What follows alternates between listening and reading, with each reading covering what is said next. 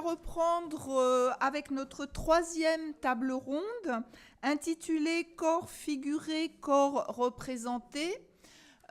J'aurais envie d'ajouter, puisque nous sommes trois issus quand même des arts vivants, corps vécus. Je vais recevoir Noémie Au-Lombard, par ordre alphabétique, qui est ici, qui est doctorante à l'ENS de Lyon en sciences politiques. Sa thèse porte sur la nudité féminine et les représentations sexuelles dans la contestation politique. Elle co-dirige le laboratoire Junior Théorie et Performance des genres. Elle est membre du collectif Lutte et Handicap pour l'égalité et l'émancipation. Elle a un blog, Among Gestes défendant.wordpress.com. Voilà. Audrey Lasserre, qui est juste à ma gauche, qui est historienne du littéraire, spécialiste des rapports entre littérature, genre et féminisme au XXe et XXIe siècle. Ses recherches doctorales qui ont été menées à l'université Paris 3 Sorbonne Nouvelle ont eu un prix en 2015 du GIS Institut du genre. Sa thèse s'intitulait « Histoire d'une littérature en mouvement, textes, écrivaines et collectifs éditoriaux du mouvement de libération des femmes en France dans les années 1970 ».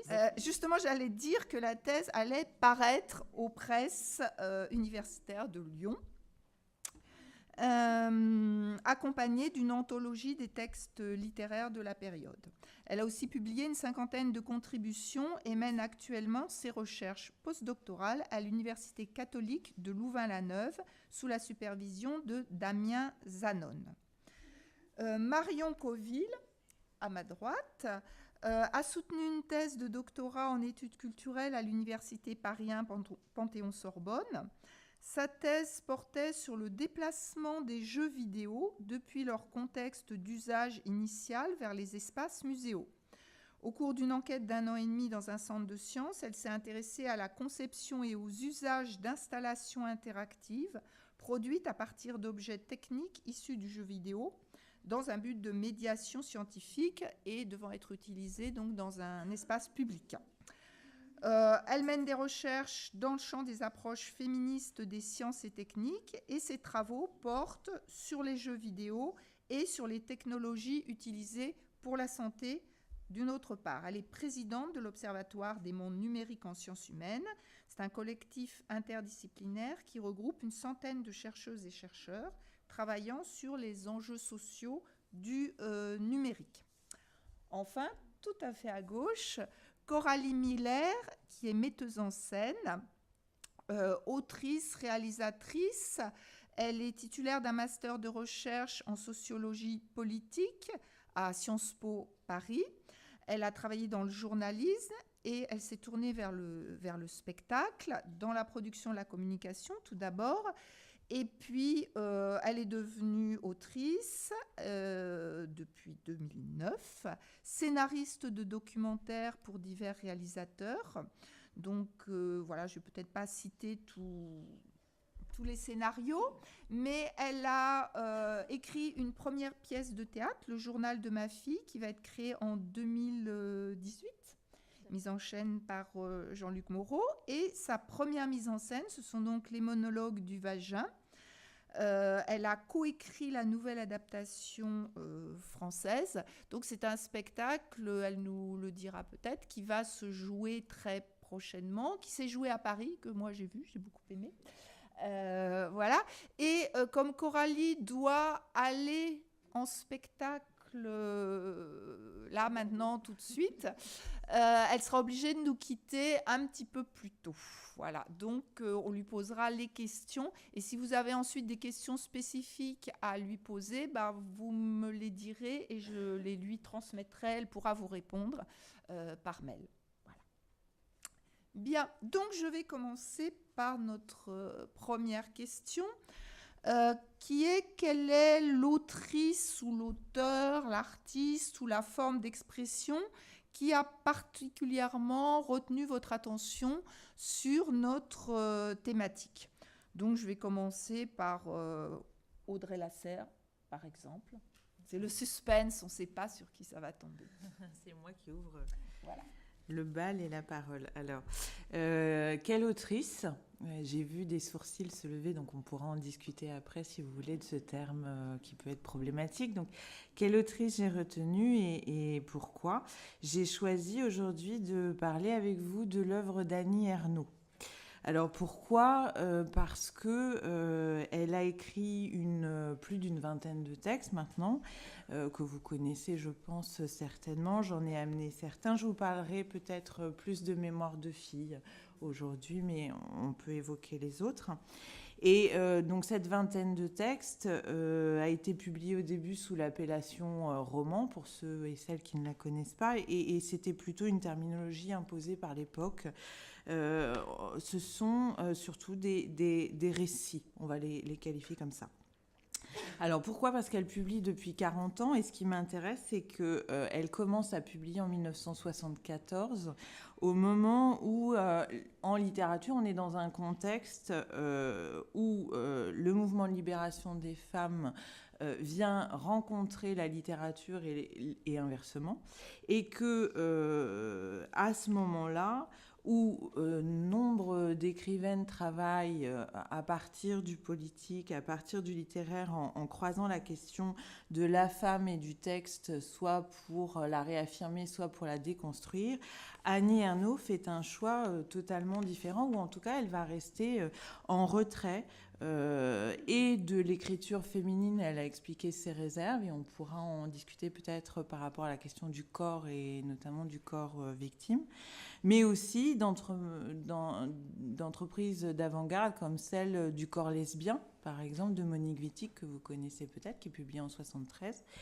Et son œuvre va s'affirmer différemment, tout en développant un projet d'écriture qui lui est propre, en dehors d'une mouvance ou en dehors d'un mouvement, mais si vous la connaissez, vous aurez noté néanmoins que depuis tout ce temps, que ce soit dans ses prises de position, que ce soit en tant qu'écrivaine s'adressant aux médias, que ce soit par rapport à son attitude bienveillante à l'égard des autres œuvres de femmes qui écrivent, on peut qualifier son entreprise personnelle, en tous les cas ses positionnements personnels, de féministe, ou en tout cas de proche d'une volonté de défendre la cause des femmes.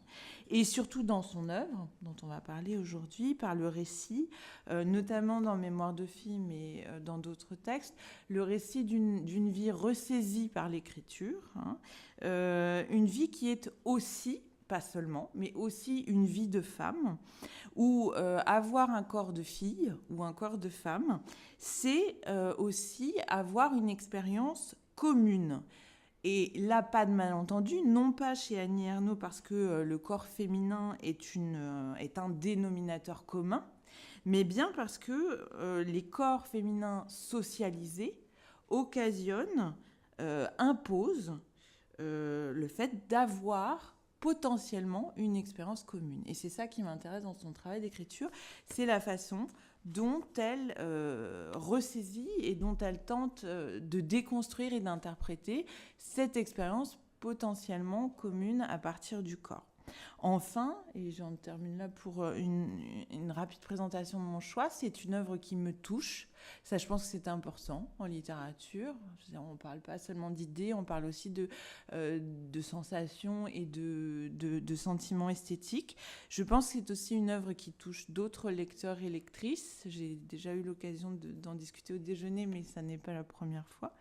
Et c'est un texte qui est un texte, Mémoires de filles, mais l'ensemble de son œuvre, c'est un texte vraiment littéraire dans son entreprise. Et pour moi, c'était vraiment important aussi de parler d'un texte qui travaille la littérature dans une définition qui est propre à son autrice. Voilà.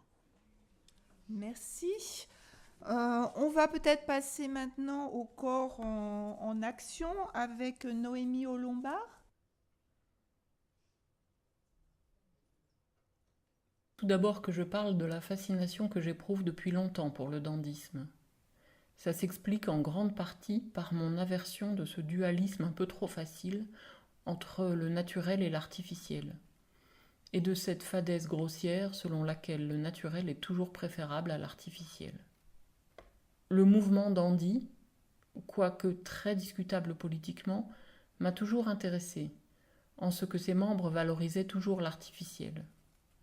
C'est l'éloge du maquillage, c'est une ironie constante envers l'état de nature, c'est la valorisation de l'artifice qui rend beau le naturel jugé trop brut et trop grossier, voire la création de la réalité par l'art.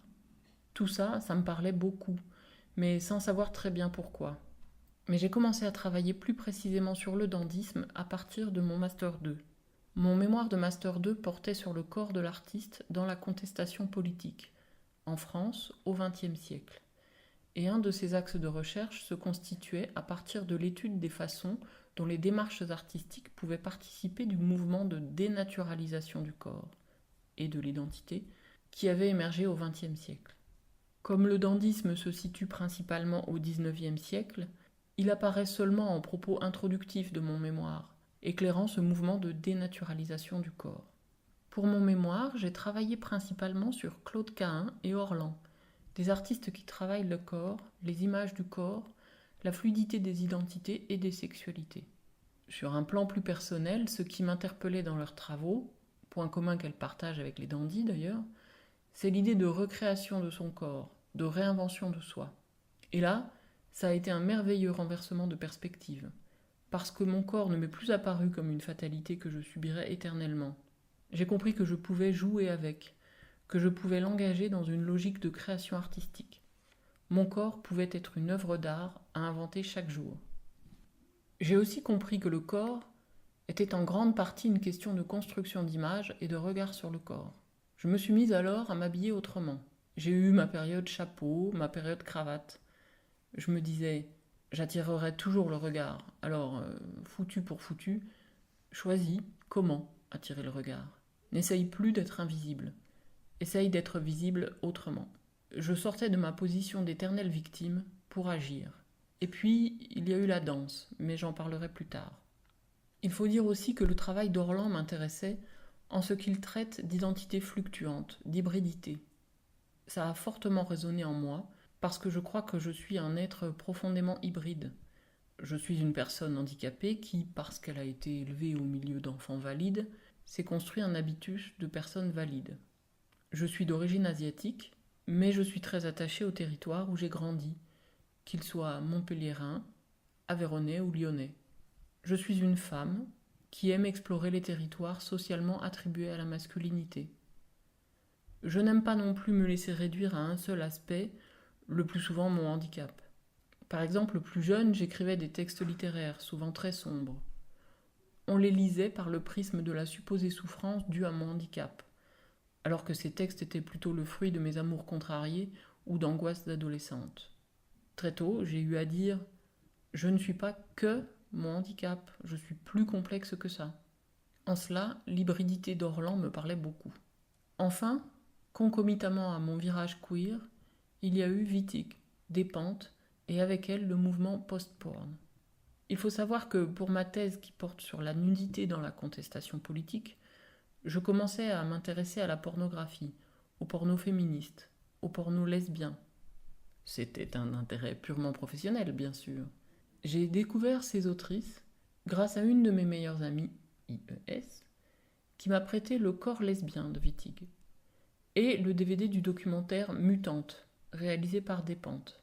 Pour Wittig, j'ai été très impressionnée par son écriture très anatomique, très sculpturale. Elle écrivait différemment le corps et la sexualité, ce qui rejoignait l'idée de réinvention des corps qui était très présente dans ma vie à cette époque-là. Quant au visionnage de Mutante, il a eu l'effet d'un nouveau renversement de perspective, puisqu'il développait que les sexualités aussi étaient culturellement construites, voire que les sexualités pouvaient être une création artistique. C'est ce documentaire qui m'a fait prendre conscience qu'au même titre que mon corps, je pouvais réinventer ma sexualité à partir de mon corps, loin de toutes les images et de tous les scripts habituels. Merci beaucoup. Même question, on va rester dans la même zone avec Coralie Miller. Bonjour, donc je suis là moi pour vous parler des monologues du vagin d'Eve Ensler. Assez rapidement, donc Eve Ensler est une autrice américaine. En fait, c'est une autrice et une activiste féministe, et il est impossible de dissocier ces deux éléments de son action et de ce qu'elle fait au jour le jour, parce qu'elle met sa plume véritablement au service de la cause féministe, si on veut appeler ça comme ça en parlant d'elle. C'est une femme engagée depuis de très très nombreuses années, aussi bien aux États-Unis où elle vit, où elle s'attache à libérer la parole des femmes, à faire parler les femmes, et c'est comme ça que sont arrivés les monologues du vagin dont je vais vous parler dans une seconde. Et elle est également extrêmement présente sur le terrain, sur tous les terrains, je dirais, à l'international, autant que dans son propre pays, pour servir tout simplement la cause des femmes et défendre les droits des femmes. Et notamment, elle travaille énormément en ce moment au Congo, et avec tout un tas de problématiques liées aux droits des femmes. Et elle milite aussi énormément contre l'excision dans les pays d'Afrique et autres pays. Elle a écrit des monologues du vagin il y a une vingtaine d'années. On peut dire qu'avec Eve Ensler, c'est le corps mis en mots et mis en mouvement en même temps. Les monologues du vagin sont fondés sur des interviews qu'elle a menées auprès de 200 ou 300 femmes à travers le monde, à qui elle a posé des questions sur leur vagin. Et elle en a donc tiré une pièce qui s'appelle Les monologues du vagin. Ce qui est intéressant, c'est qu'avec Eve Ensler, effectivement, pour parler du corps de la femme, on parle du vagin. Elle a décidé de mettre ce mot-là en avant. Et finalement, à travers le vagin, à la fois, elle parle tout simplement du corps en général et de la féminité en général, et bien évidemment, elle parle de cet organe-là, et elle emploie à dessein ce mot à peu près 90 fois dans sa pièce, comme une sorte de provocation, mais ça, on y reviendra plus tard, justement, de la libération, enfin, de ce mot qui est tellement tabou. Pour revenir sur... Pour revenir sur mon travail, donc moi j'ai repris les monologues du vagin à la fois en tant qu'adaptatrice et en tant que metteuse en scène.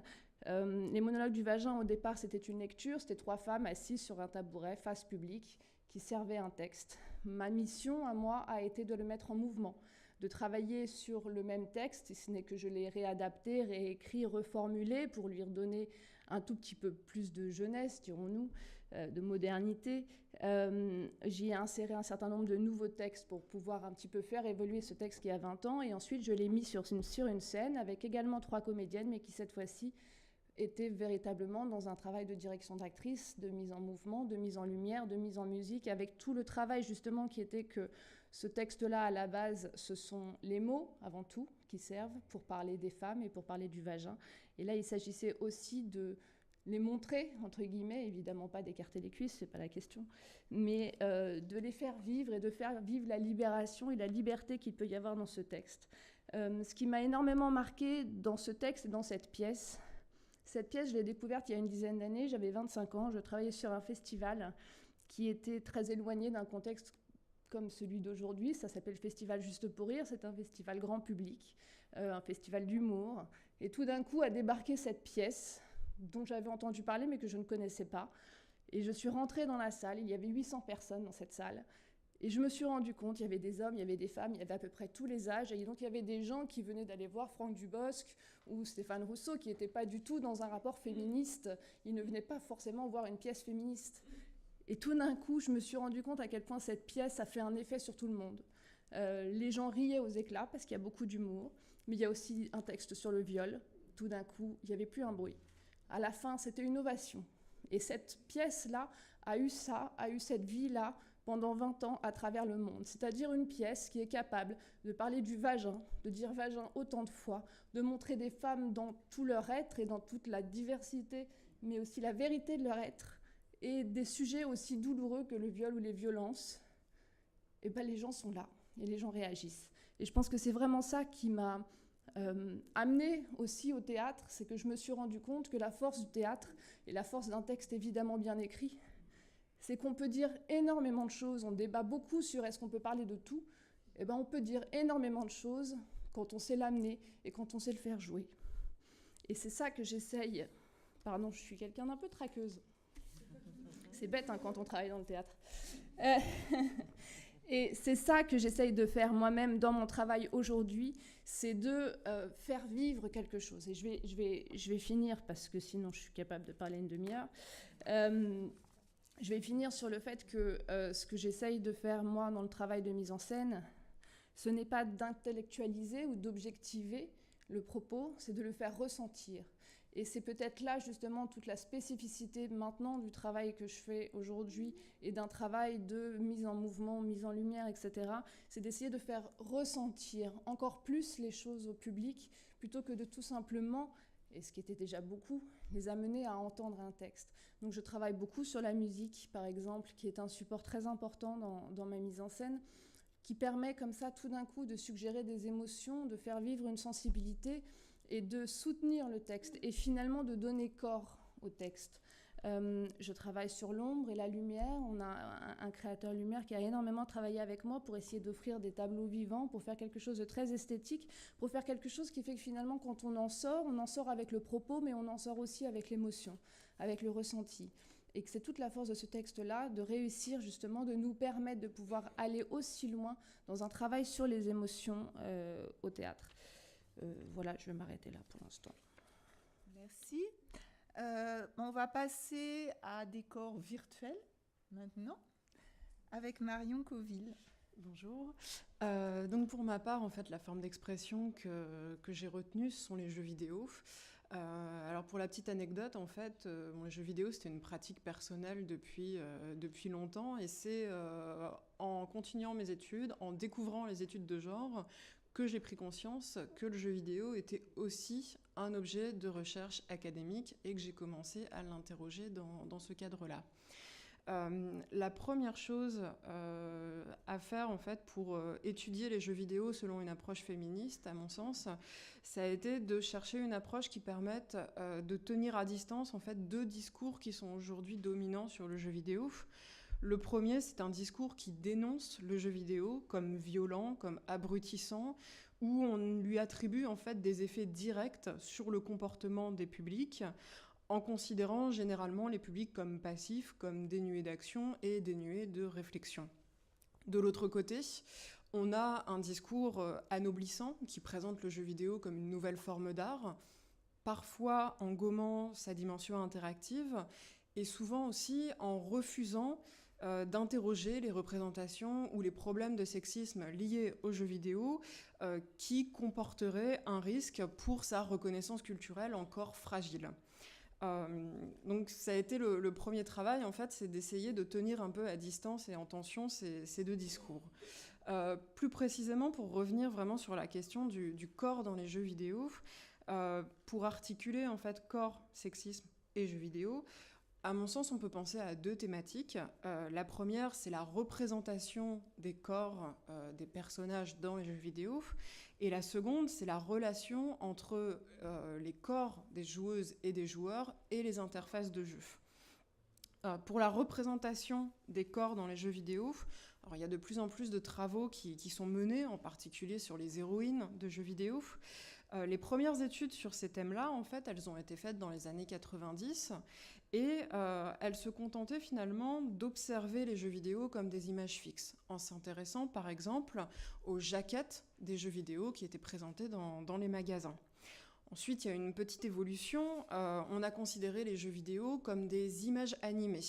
Donc, on a eu des enquêtes sur les cinématiques d'introduction, donc ces petites cinématiques qui présentent le jeu au début aux joueuses et aux joueurs.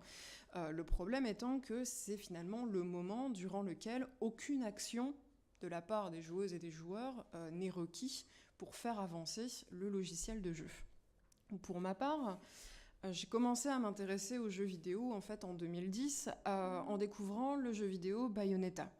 En gros, c'est un jeu d'action où on incarne tout simplement une sorcière amnésique depuis plus de 500 ans, vêtue d'une combinaison moulante qui combat des créatures divines. Et en fait, lorsque j'ai croisé l'affiche publicitaire de Bayonetta, j'y ai vu un personnage féminin mis en scène selon une perspective masculine, hétérosexuelle et pour ce public. Et en fait, j'ai joué au jeu en m'apprêtant vraiment à me sentir totalement exclue et pas concernée par ce jeu-là. Et en fait, il se trouve que 10 heures plus tard, 15 heures plus tard, j'étais toujours en train de tenir la manette et de trouver que c'était quand même vachement bien. Et vraiment, cette réception négociée, en fait, elle m'a vraiment interrogée. Je me suis demandé finalement, entre cette publicité et le passage au jeu, qu'est-ce qui m'avait permis de trouver, malgré tout, ma place dans le jeu. Ça m'a amené en fait vraiment à considérer toutes les spécificités du jeu vidéo pour étudier non plus seulement l'image du personnage, mais aussi en fait toute la manière dont ont été conçues les interactions entre le personnage et les joueuses et joueurs. Comment par exemple le regard des joueuses et des joueurs est soutenu, favorisé, ou alors au contraire comment est-ce qu'il est déstabilisé par la manière dont a été conçu le jeu, mais aussi d'autres éléments comme les règles du jeu, les actions à disposition, la motricité même du corps du personnage, finalement pour comprendre comment l'ensemble de ces mécanismes de jeu, ils jouent aussi un rôle dans la production des représentations de genre à l'œuvre dans les jeux vidéo. Donc ça, c'est pour les contenus. Et d'autre part, concernant les interfaces de jeu, je pense que les approches féministes en fait, des sciences et techniques, elles permettent justement d'interroger la manière dont la conception du logiciel de jeu ou encore la conception de la matérialité même des objets issus du jeu vidéo permettent en fait de privilégier ou de contraindre les actions et de favoriser certains corps. On peut prendre l'exemple des manettes des consoles Microsoft, où l'entreprise en fait, s'est concentrée sur des hommes identifiés comme des hardcore gamers, qui sont leur cible principale, pour étudier leurs usages, leurs habiletés, leurs compétences, et pour adapter les manettes à leurs habiletés et à leur corps. Donc en fait, je pense qu'on peut aussi se demander si l'omniprésence d'une représentation d'un corps valide, masculin, auquel on attribue finalement de nombreuses habiletés techniques et une légitimité à se revendiquer en tant que joueur de jeux vidéo, elle ne tend pas en fait à ériger des corps et des techniques du corps spécifiques au rang de modèles universels pour le design des jeux et des objets et des supports qui le permettent. Merci. Bon, mon rôle est de stresser les intervenantes sur les 5 minutes, donc j'assume. Donc, on va passer à la deuxième question, pardon. Comment, alors ces autrices-auteurs, artistes ou œuvres représentent les corps alors victimes ou les corps réifiés, les corps sous contrôle? Je vais continuer, voilà, pour me faire pardonner. Alors, je vais essayer de revenir à la fois en fait sur les corps dans les jeux vidéo, mais aussi en dehors. Au niveau des héroïnes de jeux vidéo, je vais m'attarder sur 3 rôles qu'on va retrouver souvent dans les jeux vidéo. Le premier, c'est celui de l'objet de quête. Alors, l'une des représentations typiques dans les jeux vidéo, ça va être Princess Peach dans la série des Super Mario. Dans les premiers, elle n'a pas de parole, on ne peut pas l'incarner. En fait, elle n'agit pas. Elle se fait enlever par le méchant et le héros doit la délivrer, tandis que le méchant va la déplacer de château en château au fur et à mesure en fait, de la progression du héros. Donc en fait, sans Princess Peach, le héros il n'a pas de raison d'être ni d'agir, et en même temps, elle est un corps impuissant que l'on déplace et que l'on ne peut pas incarner en tant que joueur ou joueuse. Il y a une autre représentation courante qui est le fait en fait, de considérer les corps des personnages féminins comme des récompenses. Par exemple, dans le cadre de récompenses où on va donner au joueur ou à la joueuse des costumes pour revêtir leur personnage. Et ces vêtements récompenses, dans le cas des héroïnes, on se rend compte que la plupart du temps, ils visent à dénuder le corps féminin pour l'offrir comme une sorte de récompense.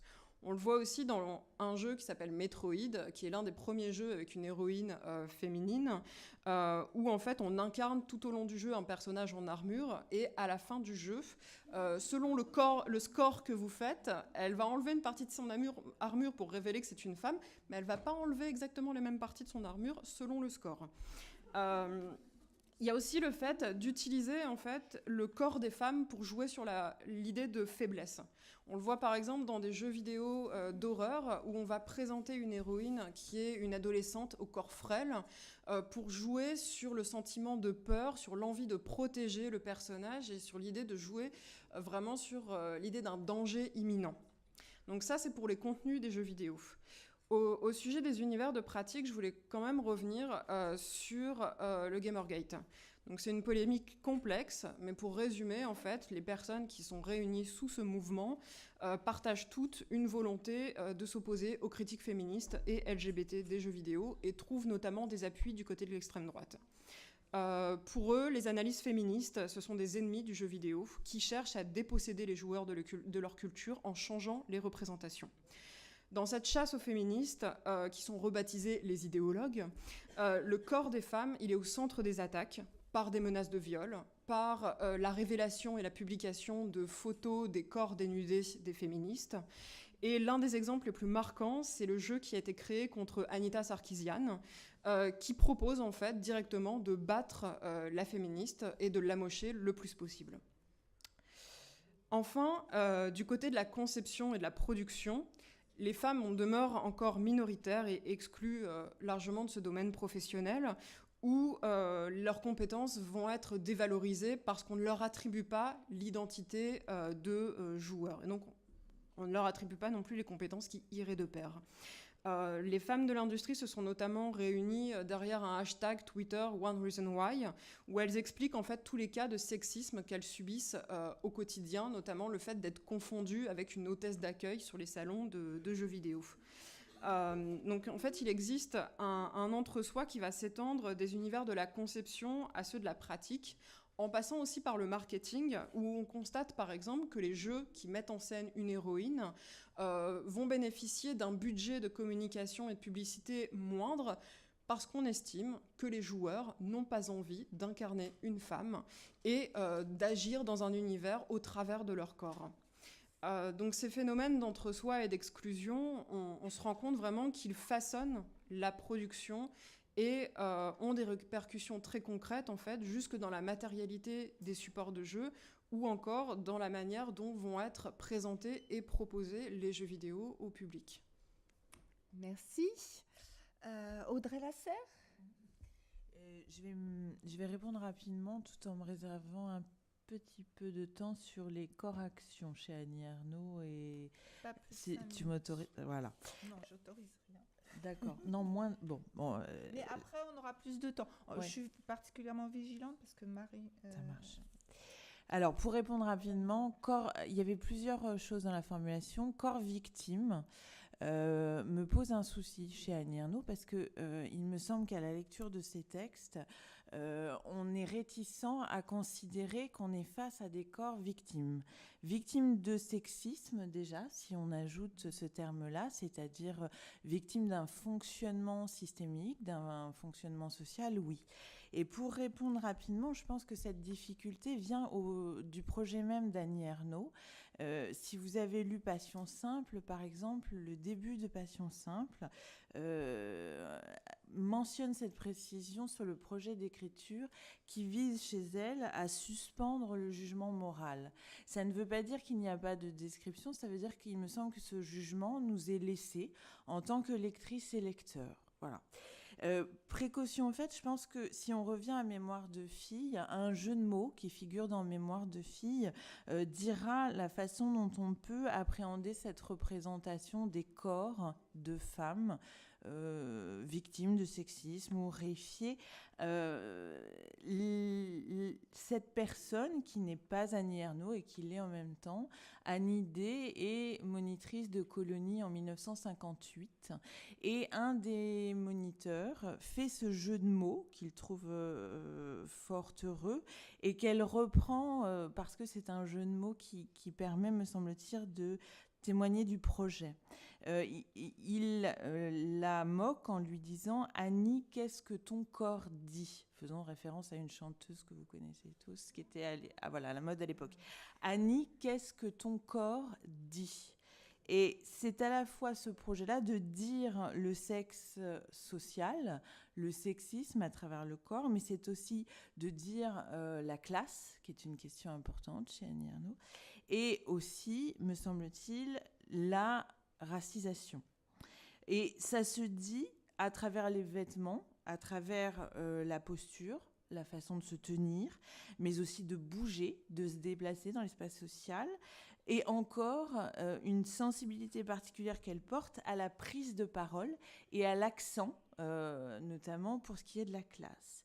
Voilà, donc pour cette représentation des corps, et c'est pour ça que je disais que je serai brève parce que j'insisterai plus sur la façon dont cette représentation me semble non pas du côté de la victime, mais en tout cas du côté d'un ressenti de victime, mais au contraire d'une ressaisie qui est celle de l'action et qui est celle d'une lutte et d'une résistance que je vais développer après.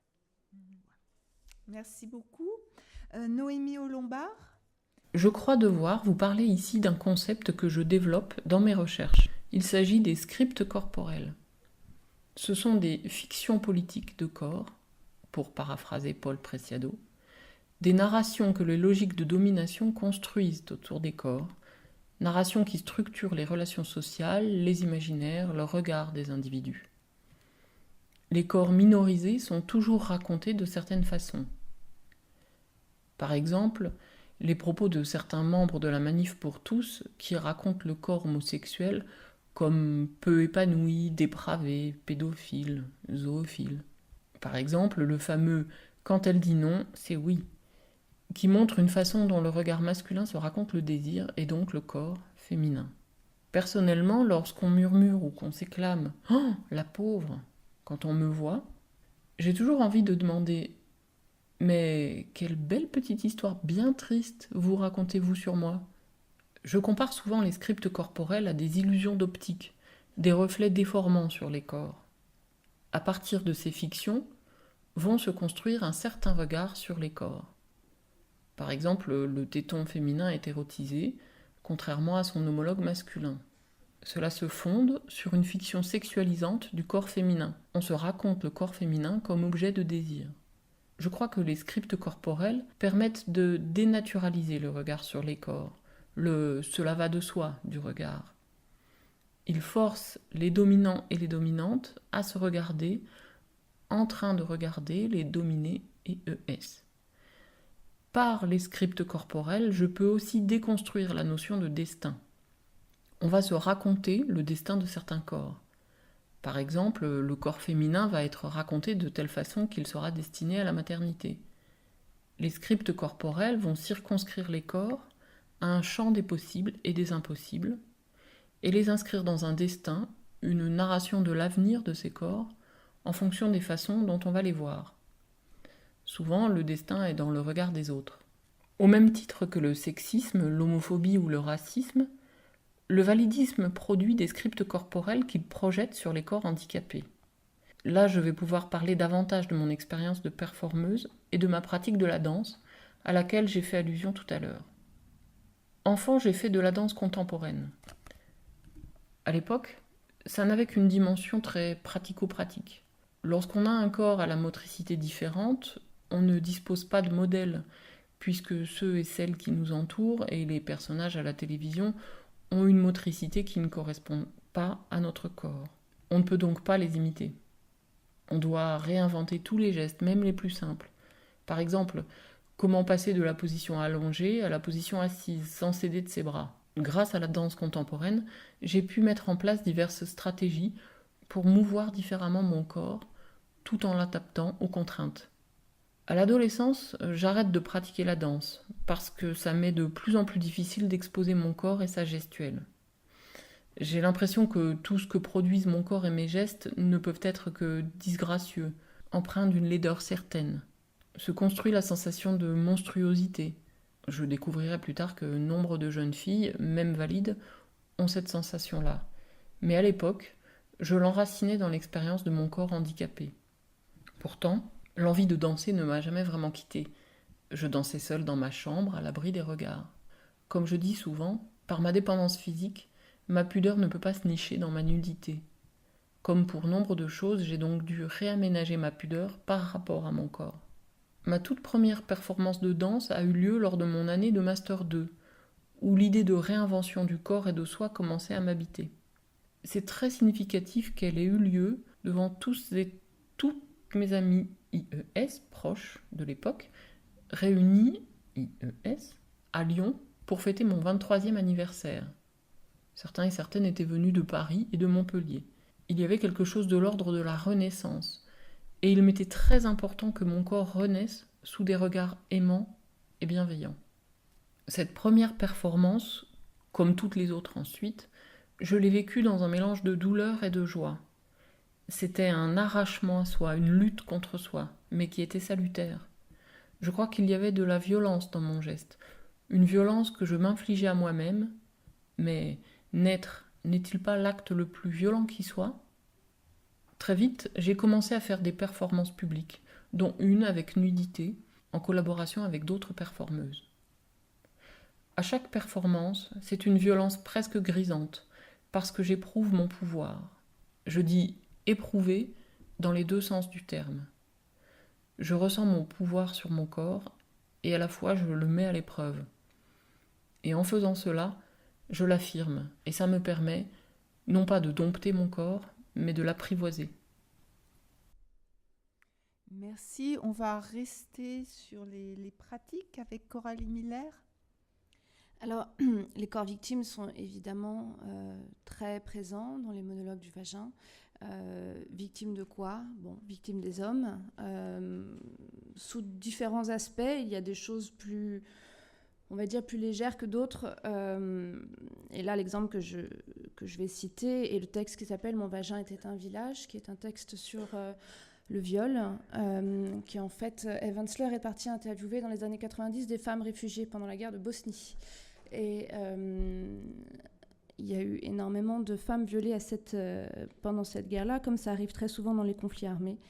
Et elle en a tiré donc un monologue dont je vais vous lire juste 2 petits extraits parce que ça va vous permettre de comprendre qu'avec Eve Ensler, un mot est un mot, on ne fait pas de détour, on dit les choses très simplement et très clairement. Mon vagin fredonnait toutes les chansons de jeunes filles, toutes les mélodies des cloches de berger, tous les airs sauvages d'automne, les chants de mon voisin, les chants de mon vagin et de son foyer. Plus depuis que les soldats y ont glissé le canon épais de leurs fusils, si froid, un bâton d'acier qui me détruit le cœur. Je ne sais pas s'ils vont tirer ou s'ils vont l'enfoncer jusqu'à mon cerveau en bouillie. 6 d'entre eux, monstres effrayants au masque noir, plongent en moi des bouteilles. Il y a aussi des matraques et le manche d'un balai.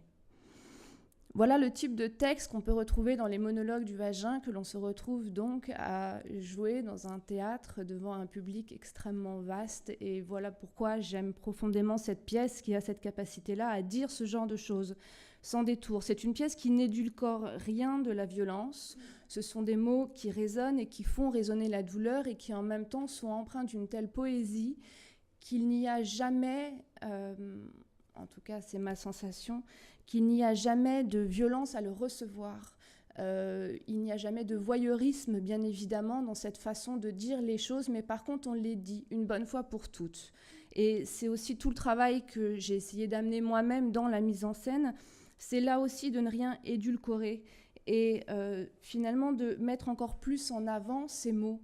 Il ne s'agit pas du tout de choquer les gens, il ne s'agit pas de montrer la violence, il s'agit, encore une fois, de la faire vivre et de la faire ressentir. Sur mon vagin était un village, donc, comme vous l'aurez peut-être compris, c'est un texte où il y a à chaque fois une partie que j'appelle la lumière et l'ombre, c'est-à-dire qu'à chaque fois, cette femme raconte comment était son vagin, donc son corps, avant son viol, et comment celui-ci est devenu et s'est transformé à cause de ce viol.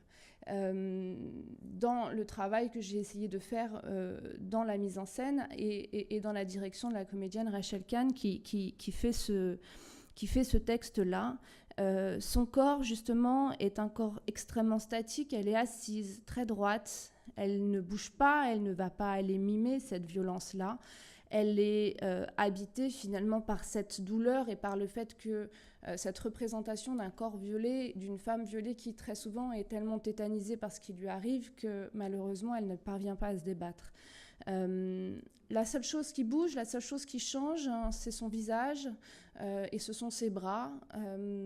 Quand elle évoque les moments nostalgiques de cette époque où son corps était libre et insouciant, je lui ai tout simplement demandé de soulager ses bras, ses mains, son regard et son visage, et quand tout d'un coup elle se met à raconter l'autre partie, la partie sombre, alors il se passe quelque chose comme une déformation dans son visage. Et c'est la seule chose sur laquelle on a travaillé. Elle est plongée dans le plateau est plongé dans l'obscurité, la lumière est uniquement centrée sur elle, tous les yeux sont focalisés sur elle, et on regarde cette femme victime raconter son viol. Et finalement, je suis d'accord, on a un problème avec ce terme de corps victime qui nous heurte beaucoup, mais il y a aussi quelque chose justement dans le fait de pouvoir se dire victime, de pouvoir poser des mots sur ce que l'on a vécu et pouvoir poser des gestes éventuellement.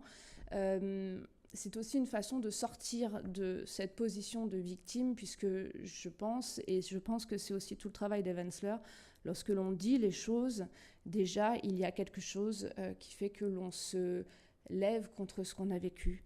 Je viendrai un peu plus tard après, évidemment, sur la troisième question, sur la résistance de ces corps, parce que c'est vraiment la fonction des monologues du vagin et l'objectif des monologues du vagin. Juste pour terminer là-dessus, ce qui est très surprenant, non, ce qui fait plaisir par rapport à l'humanité, c'est la réception de ce type de texte-là, d'un public qui est extrêmement à l'écoute, alors que 2 secondes avant, il était mort de rire. Tout d'un coup, vraiment, l'expression « on pourrait entendre une mouche voler » est là. C'est à peu près normal, vous me direz. Mais il y a quelque chose qui fait que tout d'un coup, on voit bien que les gens reçoivent et perçoivent chaque mot qui est dit et qu'ils en ressortent. C'est toujours assez surprenant quand ce texte s'arrête, quand on arrive à la fin. Généralement, les gens applaudissent entre chaque texte et là, en fait, les gens sont incapables d'applaudir. Et c'est aussi toute la force de l'œuvre d'Evansler de réussir tout d'un coup à ce que chaque personne qui est dans la salle puisse un petit temps se mettre peut-être à la place d'une femme victime. Et je pense notamment aussi aux hommes qui forcément n'ont pas ce rapport-là, n'ont pas cette peur-là peut-être. Beaucoup sont sortis, oui je dis non mais c'est justement beaucoup sont sortis dans les hommes qui sont sortis du théâtre avec qui j'ai pu parler derrière, me disaient il y a quelque chose qui fait que tout d'un coup on ressent une violence que l'on comprend, que l'on objective, que l'on intellectualise en tant qu'homme, parce que évidemment qu'on en est capable, mais par contre que l'on ne ressent pas forcément dans son propre corps. Et là, tout d'un coup, ils me disent « Ah, tiens, j'ai ressenti... Il y a quelque chose qui fait que j'ai ressenti quelque chose de cette angoisse-là. » Voilà, c'est ça que je voulais dire. Merci beaucoup. Eh bien, je vais vous laisser la parole. Comme ça, je pourrai après vous libérer. Oui, merci. Pour préparer le spectacle. Avec notre troisième question qui est effectivement, voilà, comment sont mises en scène les résistances des corps au sexisme ? Les monologues du vagin sont très clairement une pièce sur la liberté, sur la résistance. C'est la liberté d'être une femme, la liberté de disposer de son corps et la liberté d'être, tout simplement. Et pour ça, c'est un texte qui repose sur la liberté de la parole, comme je vous disais tout à l'heure. Le mot vagin lui-même est prononcé 90 fois. Et c'est clairement une démarche de la part d'Evansler. On m'a raconté une anecdote que lorsqu'elle a monté ce spectacle en 1996, elle n'arrivait pas même à faire parler de son spectacle dans les médias ou à faire afficher son affiche dans les rues, parce que ce terme vagin provoquait beaucoup de choses à cette époque-là, et que les gens n'avaient pas envie d'en entendre parler aux États-Unis. Ce qui est assez intéressant, c'est qu'il y a 2 semaines, j'ai été interviewée par un journaliste à qui je racontais cette anecdote et qui m'a dit « Oui, mais en même temps, vous comprenez, si on faisait un spectacle avec le mot « bite », ça provoquerait la même chose. » Et il m'a fallu lui rappeler que le mot « bite » est vulgaire, est un gros mot, et que le mot « vagin », son équivalent, c'est « pénis ». Et en fait, je me suis dit, c'est amusant parce que son inconscient a parlé. Certainement, pour lui, le mot vagin avait quelque chose de la vulgarité du mot bite. Pardon pour le gros mot, donc. Je vous donnerai un exemple. Il y en a énormément dans les monologues du vagin parce que justement, on parle des corps victimes, mais on parle aussi de toute cette force et de toute cette liberté et de toute cette résistance dont les femmes sont capables. Il y a un texte que nous avons, qui est donc un texte qui était écrit par Evansler, mais qui n'existait pas dans la version précédente, que nous avons ajouté, qui s'appelle « Ma mini-jupe », que nous avons décidé de mettre en rap. Ce texte est très clairement un texte de résistance. C'est ce qu'il était déjà à la base en anglais, c'est ce qu'il est encore plus aujourd'hui avec ce choix du rap et le choix d'un certain nombre de mots pour en faire quelque chose de particulièrement combatif. C'est un texte qui dit que toute femme doit pouvoir porter une mini-jupe sans s'attendre à des remarques, à des violences, soi-disant justifiées par la taille de son vêtement, ou à des velléités de lui couvrir les jambes. Il dit par exemple « Ma mini-jupe est l'étendard de l'armée de libération des femmes.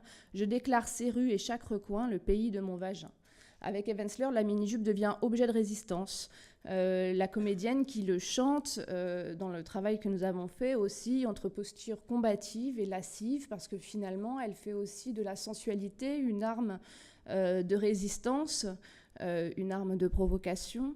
Derrière elle, la plus jeune de nos comédiennes, parce qu'elles sont elles ont trois âges différents, la plus jeune de nos comédiennes, derrière elle, se déhanche sur un podium avec une robe courte. La plus âgée, elle, boit un verre et dodine de la tête. Et il y a ces 3 générations qui sont représentées sur scène et qui dansent sur Ma mini-jupe, sur ce texte-là qui dit que les femmes peuvent montrer leurs jambes sans que forcément on aille les traiter de putes ou considérer qu'elles feraient bien de rentrer se rhabiller. La réaction du public à ce texte est très forte. On a des hurlements, des applaudissements, une sorte de cri général et pas du tout uniquement féminin. Et beaucoup de personnes disent ensuite que c'est un texte qui fait du bien, donc on en est ravis. Et je vais très très vite, je finirai juste sur un autre exemple d'un autre texte qui s'appelle « Mon vagin est en colère », qui celui-ci est porté par la plus âgée de nos comédiennes, qui a une 60aine d'années. Et en fait, il conspue la tendance de notre société à vouloir édulcorer le vagin, à vouloir le nettoyer, le purifier, le faire disparaître, comme elle dit. Elle crie qu'on a le droit à l'odeur du vagin, elle crie que les tampons et les strings sont des entraves à notre liberté, elle dit qu'elle veut sentir la chatte. Là encore, avec Evansler, on est dans un rapport au mot qui est très particulier, c'est-à-dire qu'elle va lancer des choses à la face du monde, avec parfois quelque chose qui pourrait sembler très violent. Et en fait, tout le travail certainement de la mise en scène est justement de faire en sorte que la violence de ces mots-là ne passe pas pour de la vulgarité ou ne passe pas pour quelque chose que l'on ne peut pas entendre. Il s'agit de réussir à le faire entendre. Et voilà tout le travail qu'on essaye de faire, finalement, c'est de hurler le droit à la jouissance, à la liberté, et de pouvoir le dire sous toutes les formes que ce soit, et de faire qu'à la fin, le public applaudisse. Voilà. Merci beaucoup. Puisqu'on parle de mots, peut-être on continue avec Audrey Lasserre. Oui, et je vais reprendre justement ce que tu disais tout à l'heure. C'était ça que j'entendais par cette difficulté à qualifier les corps de victimes, c'est-à-dire à partir du moment où on passe par les mots, on sort déjà. On n'est déjà plus victime. Et en tout cas, chez Annie Ernaux, ça me semble faire partie pleinement du projet. Et ce qu'on retrouve chez elle, enfin dans son œuvre, j'entends, comme en littérature, c'est deux façons de montrer le corps en action ou de faire agir le corps contre le sexisme. La première façon, c'est bien évidemment dans le texte, dans l'univers du récit, où on représente le corps agissant, désirant, comme étant capable de ne pas être seulement, de façon univoque, un corps réifié par l'autre ou par le système. Et l'autre moyen qui est, me semble-t-il, aussi caractéristique de la posture d'écriture d'Annie Ernaux, c'est l'écriture elle-même, dont on oublie que l'écriture est une action physique avant tout, c'est-à-dire l'acte de mobiliser son corps pour écrire, pour ressaisir ici une réalité première, celle de la fille de 1958, la ressaisir en la transformant par l'écriture, ce que Annie Ernaux qualifiait elle-même, je la cite, d'une extension des pouvoirs de la pensée et de la maîtrise de notre vie. Une extension des pouvoirs de la pensée et de la maîtrise de notre vie. Et plus encore, dans Mémoire de fille, si on essaye de qualifier les types de violences faites au corps et aux femmes, on va trouver bien sûr le rapport sexuel hétérosexuel, y compris consenti, y compris dans l'aspect paradoxal du désir, et la médecine. Et ça m'a énormément intéressée, c'est-à-dire la violence du médecin qui ausculte de façon normée le corps féminin en lui attribuant des caractéristiques qu'il explicite. Et face à ça, il me semble que l'écriture, ici, déconstruit vraiment ce fonctionnement et en s'en ressaisissant, montre une expérience qui est une expérience résolument singulière, une femme qui a une histoire qui lui est particulière.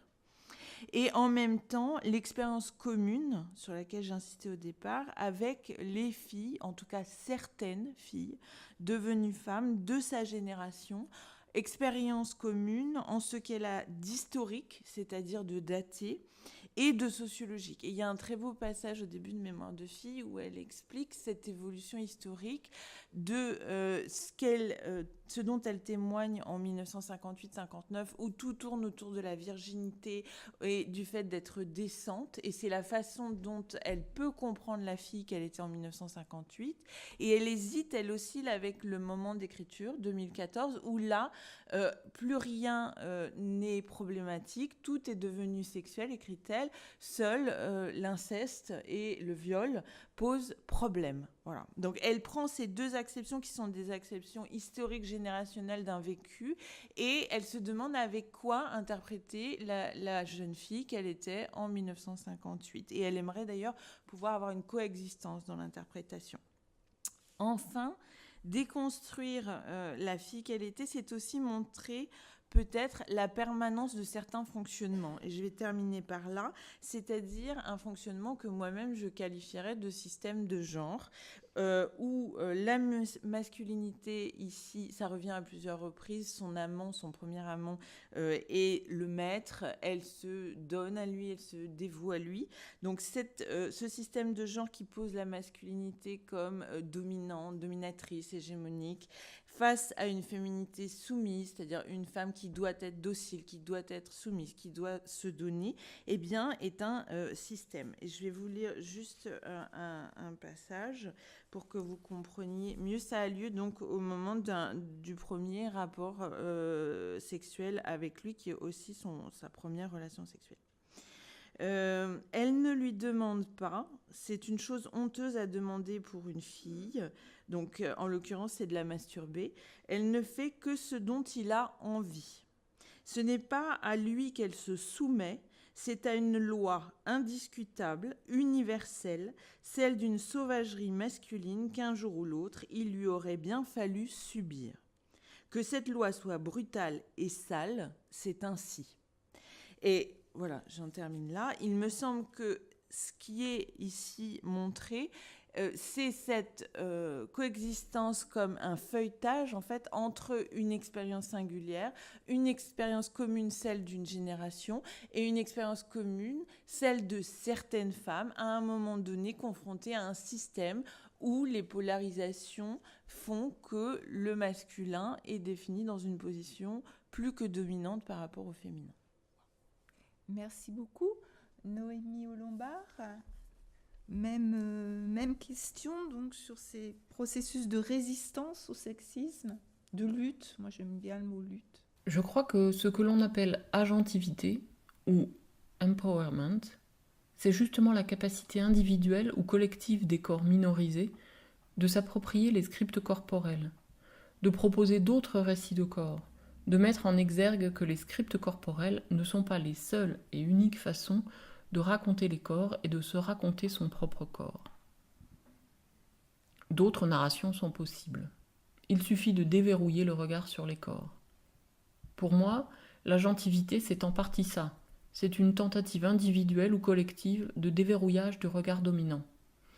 Je dis tentative parce que domination oblige, ce verrouillage du regard est paradoxalement très plastique et se remodèle sans cesse, au fur et à mesure que les récits de corps se modifient. Mais pour déverrouiller le regard, de nombreuses stratégies sont possibles.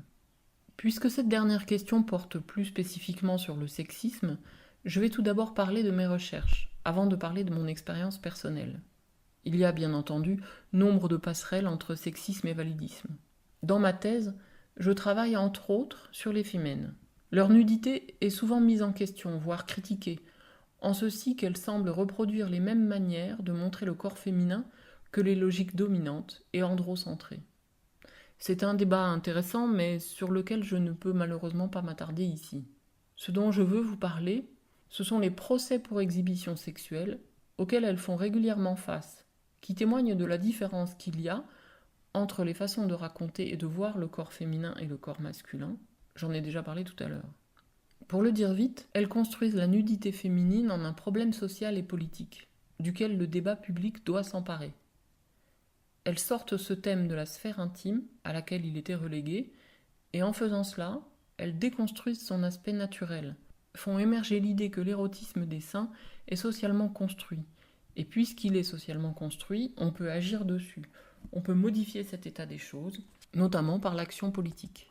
C'est une stratégie de résistance au sexisme, en ceci que l'on va tenter de modifier certains scripts corporels liés à la féminité. Quant à moi, la danse est clairement une résistance au validisme et au sexisme, en ce qu'elle me permet d'affirmer mon corps, là où les logiques sexistes et validistes tendent à l'annuler, à me le confisquer et à lui imposer une fiction qui ne lui sied pas.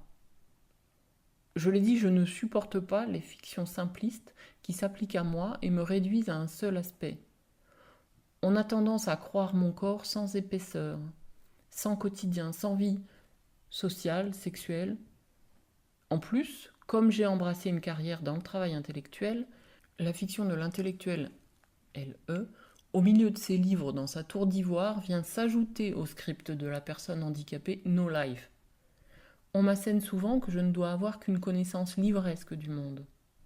Par la danse, j'affirme que je ne suis pas qu'un pur esprit.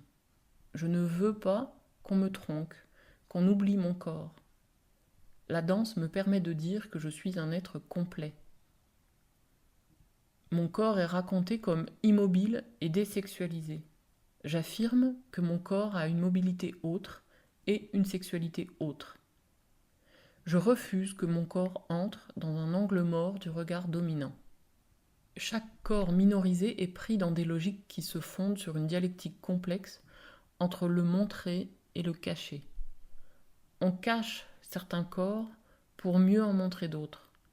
On montre certains corps sous un certain angle pour mieux en cacher d'autres. Par exemple, les logiques sexistes montrent le corps féminin, mais le montrent alors qu'il est raconté de certaines manières. Un corps fictif est montré, ce qui peut avoir des effets sur les corps réels. Il me semble qu'il y a un paradoxe à mettre ici au jour. La légitimation de corps fictifs au détriment des corps réels. Prenons comme exemple la présence dans les espaces médiatiques d'images photoshopées de corps féminins perçus comme parfaits et prises ensuite comme modèle de ce à quoi doivent ressembler les corps féminins réels. Les corps photoshopés apparaissent comme plus légitimes que les corps réels. Il en va de même pour les logiques validistes, quoique les modalités du montrer des corps handicapés divergent quelque peu. C'est plus dans la problématique du cachet que se fonde la domination qui s'exerce sur eux. Je ne peux pas développer davantage car ça nous amènerait trop loin.